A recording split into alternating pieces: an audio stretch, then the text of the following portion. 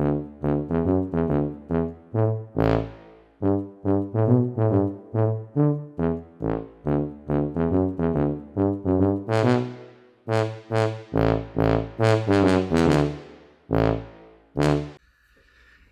and welcome to the first or second, third, fourth, fifth or sixth, I don't know which video of the new year this is. I've recorded so many of them in advance, I don't know what I'm doing.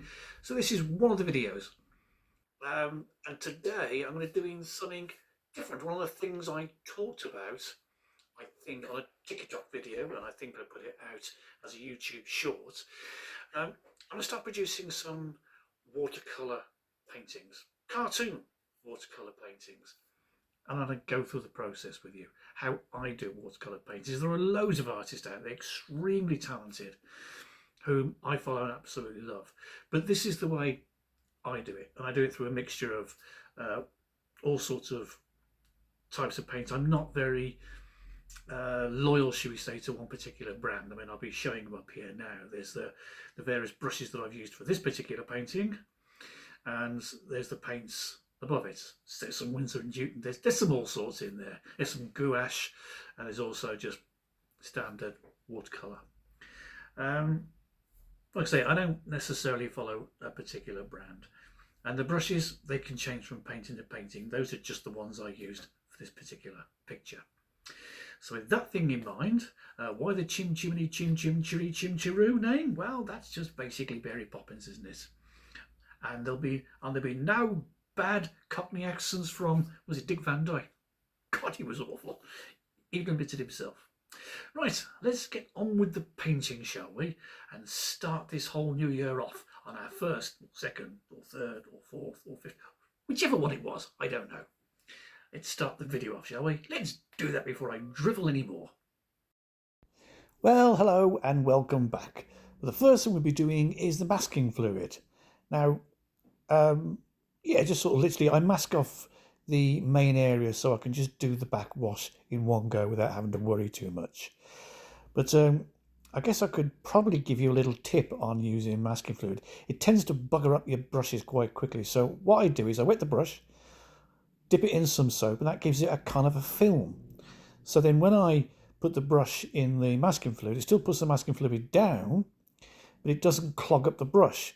Point of case, you have to keep on washing it and putting it in soap, otherwise it just carries on. Oh, look, hang about, I've speeded up. I think I speeded up a lot here to get it all done. So once the masking's done, I then just wet the, well, not wet the whole page, but wet the whole area where I want to put the background on, shall we say, the sort of backwash on. But once again, because it's got the masking fluid on there, I haven't got to be too careful. I just don't want to go down too far below the sort of chimney lines. Then on with the yellow. Realised it was a bit too light, so I darkened it up. And normally I just sort of drip straight down the page, take the drip line straight down.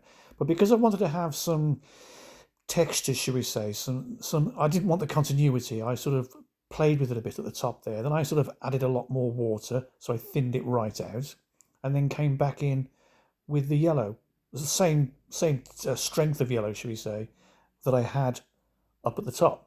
Oh, it's dry. Oh my God, look at that. I just dumped a whole lot of stuff in. Then, whilst it's still fairly damp, I built up another layer of yellow. Remembering that, and I'll say this a few times probably throughout the video, whatever colours you put in, they always dry lighter than when you first put it down. So if you put a colour down, think, oh my God, that's tough, that's strong. Don't worry. It'll lighten. As long as it hasn't gone ridiculously strong, you'll be okay. So there you go, that's dried out a bit there. But no, I'm still going with a bit more, so it must still be a bit wet at the bottom. Maybe I sprayed the bottom. I don't know. I did this a few weeks ago. Did it over the Christmas break. So yeah, so just a bit of a darkness there behind the sort of back buildings, shall we say. The buildings in the distance, or the chimneys in the distance. Right, so now this new style of painting that I'm doing is everything in the foreground is in all sorts of colours, all sorts of shades of various colours, full colour. The background will always be a single colour. It'll be various gradients, yes, of that colour, but it'll just be one colour. In this case, it's a kind of a sepia mix, shall we say. So start off with just the basic wash, shall we say, for that sepia. It's kind of a very light sepia, this one. And of course, I thought it being sort of Victorian type thing, sepia's a pretty good colour to use. And then the first of the shadings. Now the sepia was made up of cadmium yellow, and I believe it was. Oh, I think it was raw sienna. That's it. Cadmium yellow and raw sienna. And then this colour here is the first shade. So a good shade. Now this shade works on every colour. Once you put it on top of another colour, it makes it look like the shading of just that colour. And what you do is I use cobalt blue, and I think I used vermilion hue, which is a red. And you can mix it in either more blue than red or more red than blue, and you get different effects. So that's how I produce the shading, shall we say, on this initially. So we're well into it now. We're having some fun now. So this may go on for a little while. I'll just build that little bit up, build up these levels, because you've got to put the bricks in, because although it's only one colour in the background, it had to still look like what it was, which was a set of roofs in, shall we say, early evening in a kind of like Edwardian England, Victorian stroke Edwardian. You're talking probably about the 1910, 1920s onwards. I think when Mary Poppins was set, actually. I don't know. I think it was sort of 30s, 20s, 30s. Who knows? Yeah. Now you notice that on the middle chimney, the one I haven't touched yet, the one that's going to be in full colour, that was going to be. I didn't. I think something went wrong with the masking because the yellow came over it. You can't get rid of these colours. You can just, no matter how dry they are, you just damp it off again with a brush, just clear water, and then dab it with a tissue, something like that, and it will eventually lift it right off. You can take watercolour away. It's not a problem. So, we're shooting on now. You'll notice that with them, some are a bit darker because with these chimneys, the bricks are kind of like a yellowy, sometimes slightly browny colour. And then they had these two rows of red bricks, quite strong red bricks. And I kind of quite like that. So that has to be put in the shading, so they're slightly darker. Now here, this wasn't in, because I used a photo for reference. Just rough. It wasn't exact. I just took a general rough idea of what I wanted. But what they didn't have is what I put in here. And they got like bushes with trees. And because there's hardly any leaves on it or what have you, it made it a kind of a winter or autumn scene, which added to the nice yellows and just, the warmth of the yellows, should we say, and then the warmth of the browns. But you put them together and they give a kind of a cold effect. Shouldn't do, but it does. So that's why I put the trees in. And also it just helps punch out the scenery around it. And what I haven't done is I haven't explained the idea of the picture. You can probably work out there's some little shapes coming out of the chimneys. What they are little boys, because back in those days when the chimney sweeps used to work hard and long hours all over the capital cities of our country, they used to send children up chimneys. Because they were little, they could get up there and they'd scrape the sides of these massive chimneys, and that's how they get a lot of the soot down.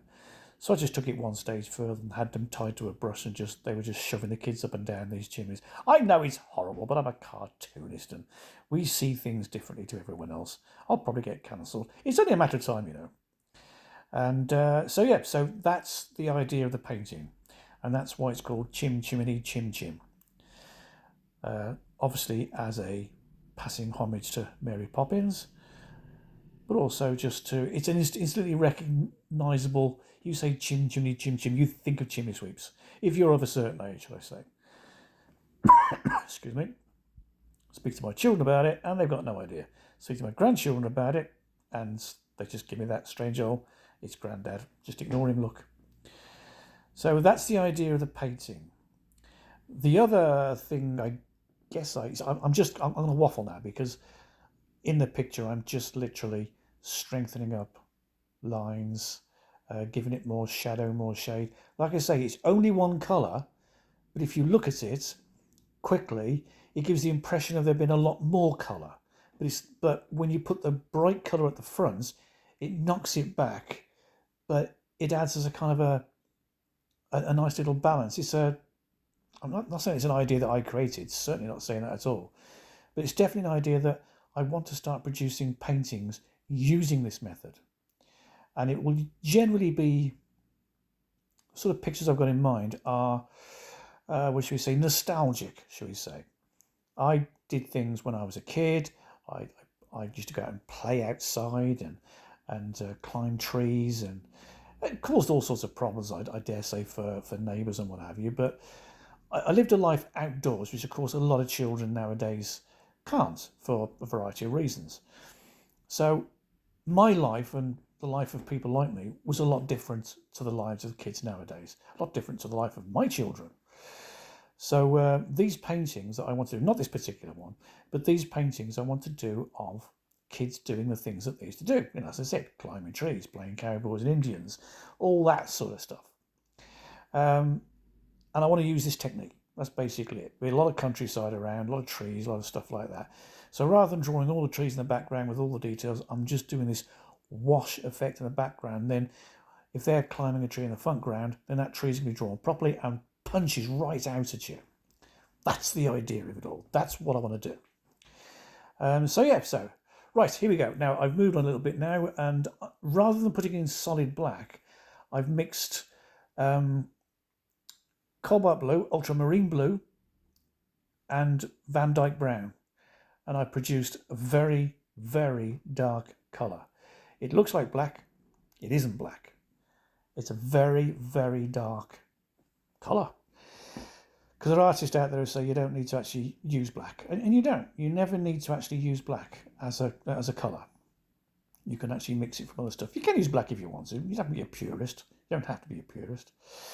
Right, so here we go. Now, I thought when I started to put the chimney together that those yellow bits behind would just be lost, but they didn't. But unfortunately, and this is where you have one of those little happy mistakes, if you want to call it in the sort of Bob Ross terminology, those happy mistakes where, actual fact, it made it look like there was damp on there, you know, years of damp and what have you. And it's like, it worked out. It worked out well. Right, now I know I'm sitting in all the colours here, I've got to punch out, and I appear to be using very sort of like unpunchy out colours, like greys. But bear with me. So I'll put the first layer down, shall we say, of a kind of a grey. And I did use black for that, but I just watered it down very, very much. And I also put in some, it wasn't Van Dyke brown, it was, oh, what did I have before?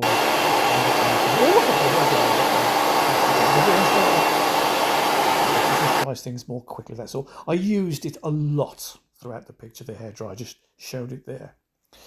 This is more masking fluid here because the chimney I saw was full of, what should we say, bird muck, because birds tend to perch up on chimneys and they don't have toilets to go to, so they just literally go where they are.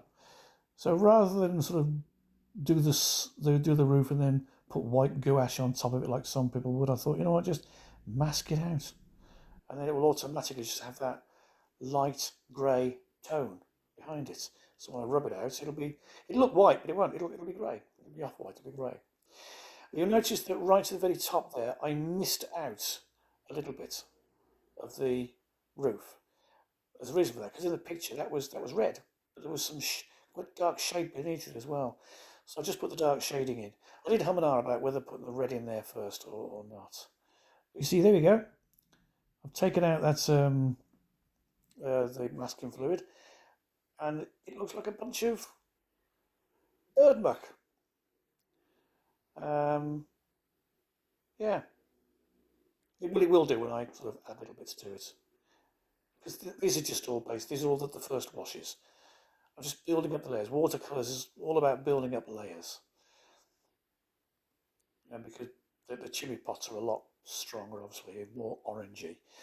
And I think this is just vermilion, straight vermilion. I didn't add anything to it. Just washed it down with water. And like I say, I'll build the layers up bit by bit. Now here, I'm putting the background for the actual chimney itself. Here's where I'm not sure whether I made a mistake. It should, I think, have stayed at just this layer, but it didn't. I went a bit bonkers, and I'll show you now when we get to it. Right, so there's your first bit. Oh, hang about. Oh, I see. It must have been wet, and I went in to do some of the. I don't know what it was. It looked like woodwork, but I can't see that being the case.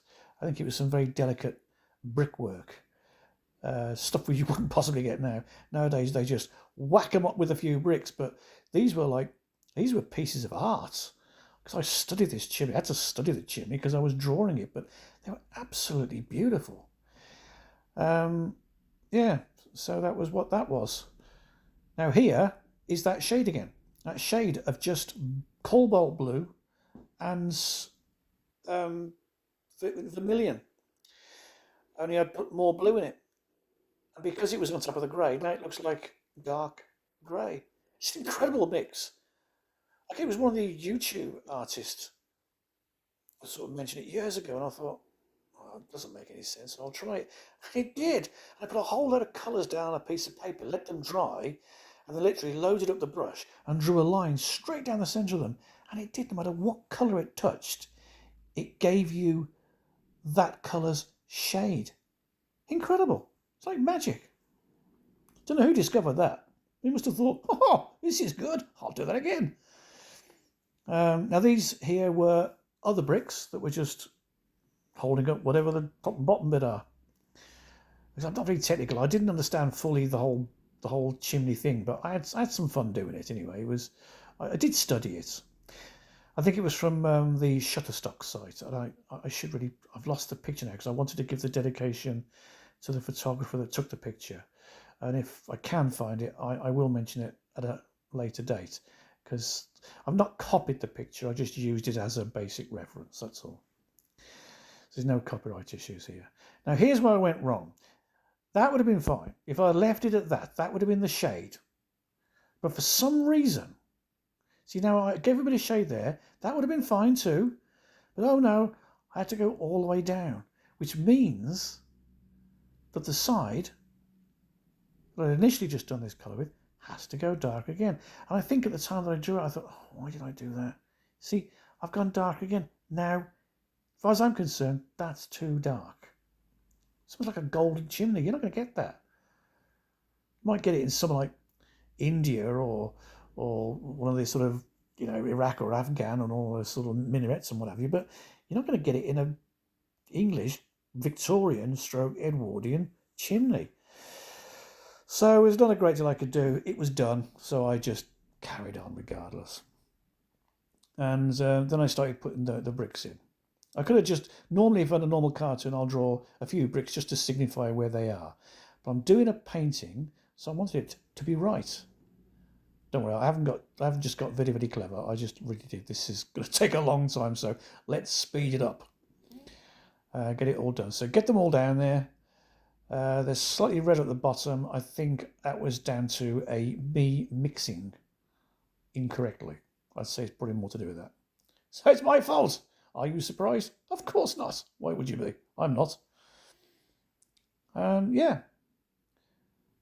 Now you can start to see what I mean. If you look at the background now, if this EG will get his hand out of the way long enough, you'll actually see that those colours that I used in the background at the time were quite strong and now very subdued. But in their own right, they just seem to work. And I don't know whether anyone else does this. Maybe they do, and I'm sure someone will come on and say, yeah, I know, sir. Sergio Ferrongo of somewhere or other, he does it and he's brilliant. And if there is someone, then great. I don't suppose there's nothing new under the sun. There's no such thing as an original idea anymore. But I've certainly not seen anyone else do it. Certainly not on a regular basis. They might have done it as an effect. But this is going to be my thing for my pictures. So when I start doing these things properly, should we say, lots of them, then that's the technique I'm going to use. And that's how you're going to be able to know it's my work, I guess. Because I think you can do watercolour cartoons. I don't see any reason why cartoons can't be watercolours. I don't see it at all. A guy called Norman Thelwell did them very well, but he did more traditional watercolours, countryside scenes. But he did put cartoon characters in there, so it is possible to do it. Right, here I go. Now, that's what I meant by the red brick. They had like 2 layers down towards the sort of lower middle part of the chimney, and then they had some up at the top as well. Now here, this is me totally inventing. I noticed that if you look up on some roofs and what have you, uh, grass is growing. Sometimes you got, I saw one chimney, actually the church just down the road from me, it's got a tree for goodness sake, growing out of the spire. And not a massive tree, certainly big enough. If it's not dealt with, it will become a massive tree, and the spire will come down as a result. So yeah. Anyway, there's that shade colour again. There's that red, vermilion and cobalt blue. You can do it with ultramarine, French ultramarine as well. I just prefer it. And I think we're coming to the final stages now, where I'm just taking that shade, that colour that I've used for all the shading, and I'm just, may not be very apparent on this bit of the picture, but I'm just punching the bricks out. I'm putting shadow underneath, so the bricks are sitting proud of the chimney rather than just there. So yeah. So I hope you've enjoyed it. Like I said, I'd like to do more of these as and when I come up with. Actually, I've got a lot of ideas. I've got some sketches out that I did that I want to do pictures of, but they're more about kids playing from when I was a lad in the 70s and the 70s. We had a great time. We were out there. We never stopped. We came back. I can remember coming back so hot. I was covered in flies. Because I'd sweated and the flies had stuck to me, and I just carried on playing, and I was gloriously covered in grime and muck and all sorts of things, and extremely dangerous childhood. I'll give you a quick story. We used to have this road which is like a cul-de-sac. We drove out of it, and it went onto like a main road, but the council used to put down just gravel on the end of it, rather than resurfacing it. And we used to get our bikes just right as fast as we could, and we had to get onto the gravel and slam the brakes on and spin the bike around. And there was no one there sort of saying, okay, do it now, there's no cars coming. We just did it. And the amount that we came off our bikes and we slid across them, we got covered in grazes and blood, and I was everywhere. But how on earth one of us never got run over by a car? I don't know. God. Anyway, that's the story. That's the sort of thing that we did. So I'd like to kind of recapture that part of my youth if I can. So there we go. Just put the finishing touches to the picture now, putting in the tiles, whatever, and thickening up and putting some shade on them. And yeah, like I say, once again, I really hope you enjoyed this video. It's a bit of a departure from what I normally do, but it's cartoon techniques. It's Diary of a Cartoonist is what I was doing in the studio, and I was doing this in the studio over the Christmas break, and I will be doing more. And I hope you'll enjoy it. If you do enjoy it, let me know in the comments. If you don't like it, we'll also put it in the comments. We'll sort of see what the general consensus is as to how we go further on, shall we say, with this. But next time that I come back, it'll be something more standard, some more stuff that we're sort of used to, shall we say, the more idiocy that we get up to. And yeah, and then some point in the future I'll do another one of these. Pretty much like the if I drew ... We don't do them every week, but every now and again I put one in. So it'll probably sort of the same kind of regularity as that. Unless, of course, you want to see more. Naturally, then I'll produce more.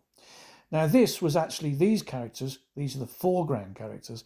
They were actually done in solid black ink, like I would use to ink my normal cartoons, my cartoon strips and what have you. And then just to finish it off, loads and loads of little dots of soot as they've come out of the chimney. And it won't just be these characters, it'll be the other ones as well, the ones in the distance. But once again, the ones in the distance will have the kind of a greyish colour, the one that's made up of all the various colours. But the ones in the front, jet black. So, yeah, let me know what you think about this one. Obviously, like and subscribe and do all those sort of things that you normally do. And loads of comments. I like comments. They're good fun. Right, well, that's it. That's it. That's me for the day. I'm done. I'm going home now. I'll put my feet up and have a sandwich. So all that's left for me now to do is say thank you very much for your time and see you on the next one. Bye bye for now.